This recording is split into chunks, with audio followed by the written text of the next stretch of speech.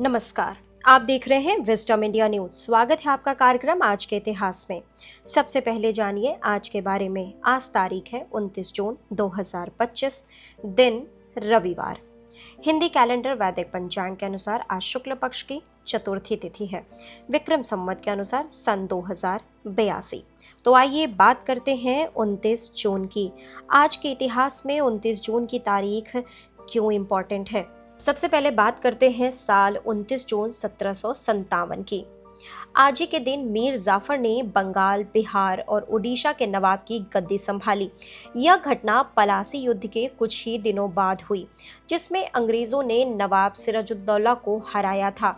मीर जाफर को east India company ने अपने सहयोगी और गद्दार की भूमिका निभाने के इनाम स्वरूप नवाब बनाया। उनके गद्दी पर बैठने के साथ ही भारत में अंग्रेजों के राजनीतिक और आर्थिक नियंत्रण की शुरुआत मानी जाती है। मीर जाफर ने शासनकाल में बंगाल की प्रशासनिक स्वतंत्रता धीरे धीरे खत्म हुई। इसी घटना ने भारत में ब्रिटिश उपनिवेशवाद के विस्तार का मार्ग प्रस्ताव किया। अब बात करते हैं साल 1893 की। 29 जून 1893 आज ही के दिन भारत के प्रसिद्ध वैज्ञानिक और संख्याविद प्रशांत चंद्र महालनोबिस का जन्म पश्चिम बंगाल के कोलकाता में हुआ। उन्हें भारत में आधुनिक सांख्यिकी और नियोजन प्रणाली का जनक माना जाता है। महालनोबिस ने भारतीय सांख्यिकी संस्थान ISI की स्थापना की और देश की पंचवर्षीय योजनाओं में महत्वपूर्ण योगदान दिया। उन्होंने महालनोबिस दूरी नामक सांख्यिकी माप विकसित किया, जो आज भी शोध और डेटा विश्लेषण में उपयोग होता है। भारत की दूसरी पंचवर्षीय योजना 1956 से 1961 में औद्योगिक विकास मॉडल उन्हीं के नाम से प्रसिद्ध है। उनके जन्मदिन को हर वर्ष 29 जून को सांख्यिकी दिवस के रूप में मनाया जाता है। उनके कार्यों ने भारत की आर्थिक नीति और विकास योजना को वैज्ञानिक आधार दिया। अब बात करते हैं साल 1901 की। 29 जून 1901 आज ही के दिन भारत के महान स्वतंत्रता सेनानी और अमर शहीद राजेंद्र नाथ लाहिड़ी का जन्म बंगाल के पबना जिले, जो कि अब बांग्लादेश में है, वहां पर हुआ था।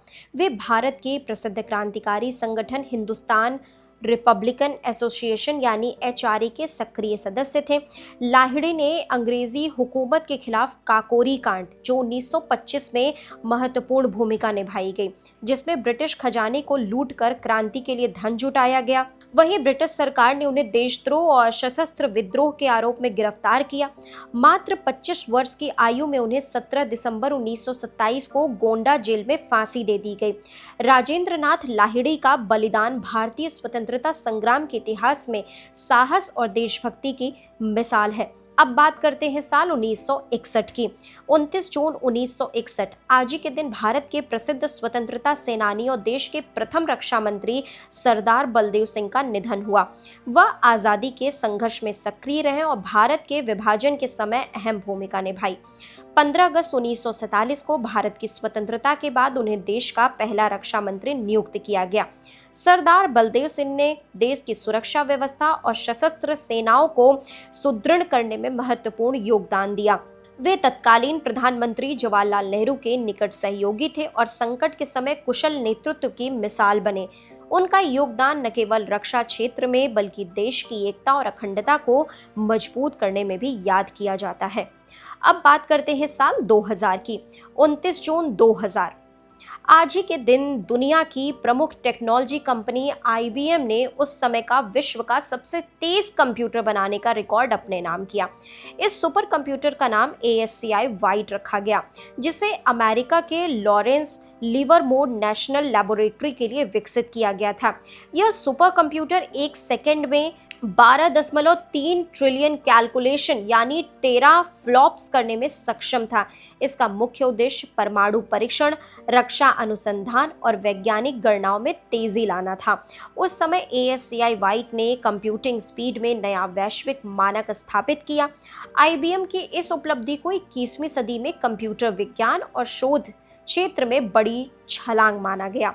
अब बात करते हैं साल 2005 की। 29 जून 2005 आज ही के दिन भारत और अमेरिका के बीच समग्र 10 वर्षीय रणनीतिक रक्षा समझौते पर हस्ताक्षर किए गए। इस समझौते को दोनों देशों के द्विपक्षीय संबंधों में ऐतिहासिक मोड़ माना जाता है।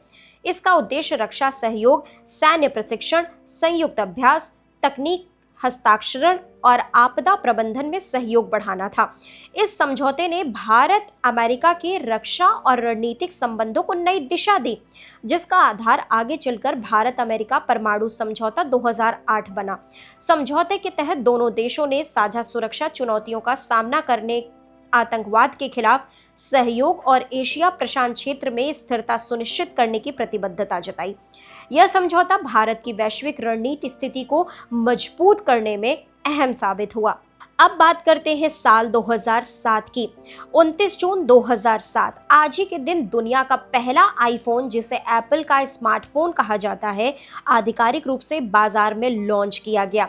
इस क्रांतिकारी डिवाइस को अमेरिका में पहली बार बिक्री के लिए उपलब्ध कराया गया। आईफोन ने मोबाइल फोन उद्योग में पूरी तरीके से बदलाव ला दिया, जहां टच स्क्रीन, इंटरनेट ब्राउजिंग और मल्टीमीडिया क्षमताओं को एक साथ जोड़ा गया। इसे एप्पल के तकनीक सीईओ स्टीव जॉब्स ने जनवरी 2007 में दुनिया के सामने पेश किया। आईफोन के बाद मोबाइल टेक्नोलॉजी में तेजी से इनोवेशन शुरू हुआ और आज यह स्मार्टफोन क्रांति की सबसे बड़ी पहचान बन चुका है। आईफोन की सफलता ने एप्पल को दुनिया की अग्रणी टेक कंपनियों में शामिल कर दिया। अंत में बात करते हैं साल 2014 की। 29 जून 2014 आज ही के दिन भारत की स्टार बैडमिंटन खिलाड़ी साइना नेहवाल ने ऑस्ट्रेलियन ओपन सुपर सीरीज खिताब अपने नाम किया। साइना ने फाइनल में स्पेन की खिलाड़ी कैरोलिना मारिन को हराकर यह खिताब जीता। यह जीत साइना के करियर का एक बड़ा मील का पत्थर थी और उन्होंने दुनिया में बैडमिंटन भारती का परचम लहराया। इस टूर्नामेंट में शानदार प्रदर्शन कर साइना ने साबित किया कि वह विश्व बैडमिंटन में शीर्ष खिलाड़ियों में शामिल हैं। ऑस्ट्रेलियन ओपन सुपर सीरीज जीतने वाली वह पहली भारतीय महिला खिलाड़ी बनी। उनकी इस जीत ने भारत में महिला खेलों और बैडमिंटन को नई प्रेरणा दी। तो देश दुनिया की बाकी खबरों के लिए आप लगातार जुड़े रहिए विजडम इंडिया न्यूज चैनल के साथ। चैनल को लाइक करें, सब्सक्राइब करें, शेयर करें, कमेंट जरूर करें।